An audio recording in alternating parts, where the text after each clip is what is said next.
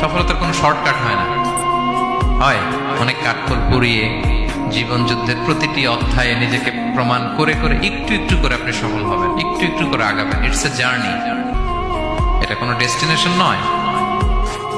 এবং সফল হওয়ার পথ পরিক্রমায় কোনো লিফট নেই, সিঁড়ি বেয়ে উপরে উঠতে হয়। কি বেয়ে? কিন্তু আমরা সফল হতে চাই কিভাবে? ডাইরেক্ট 100 তলায় আমি সফল, উপরে সবার উপরে আমি, এইভাবে চাই সফলতাটা। সবার উপরে উঠে যাব, গোল্ড মেডেল গলায় পরাই দিবে, আমরা সাকসেসফুল না। সফলতার রাস্তায় কোনো লিফট থাকে না। কি দিয়ে উঠতে হয়? সিঁড়ি বেয়ে ঘাম জড়িয়ে উঠতে হয়। দেখেন, শুধু আলোর মুখ দেখার জন্য মায়ের পেটে আমাদের কত সময় লাগছে বলেন তো? জাস্ট একটু লাইট, হ্যাঁ, 9 মাস 10 মাস সময় লাগছে শুধু একটু আলো দেখবো আমরা। একটু আলোর মুখ দেখার জন্য আমার লাগছে 9 মাস। আর এখানে আমরা শর্টকাট খুঁজি, খালি কি খুঁজি? সফলতার কোনো শর্টকাট নেই।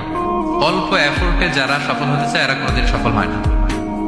ইউসুফ আলাইহিস সালামের জীবনীটা একটু খেয়াল করেন, একটু একটু করে তিনি সামনের দিকে গিয়েছেন এবং সবশেষে ইজিপ্টের ফিনান্স মিনিস্টার হয়েছেন। এজন্য ধৈর্য ধারণ করতে হবে, নিজের সর্বোচ্চটুকু উজাড় করে দিয়ে আপনার রোলটা আপনি প্লে করবেন, এরপর আল্লাহ তাআলার উপর ভরসা রাখবেন। কিন্তু অনেক চেষ্টার পরেও যদি কাঙ্ক্ষিত সফলতা না পান, হতাশ হওয়ার কিছু নাই। কারণ বিশ্বাসীর সফলতা শুধু দুনিয়াতে না, বিশ্বাসীদের সফলতা আখিরাত পর্যন্ত বিস্তৃত। ওইটা আসল সফলতা। ফামান যুহজিহা আনিন নারি ওয়া উদখিলাল জান্নাতা ফাকাদ ফাজ। যে জাহান্নাম থেকে মুক্তি পেল, জান্নাতের নিশ্চয়তা পেল, সেই সফল। আমরা যেন সেই সফলতার জন্য অপেক্ষা করি, আমরা যেন দুনিয়া আখিরাত উভয় জাহানে সফল হতে পারি। আল্লাহ তাআলা আমাদের সবাইকে কথাগুলো বোঝার ও আমল করার তৌফিক দান করুন। হাযা মা ইনদি ওয়াল ইলম।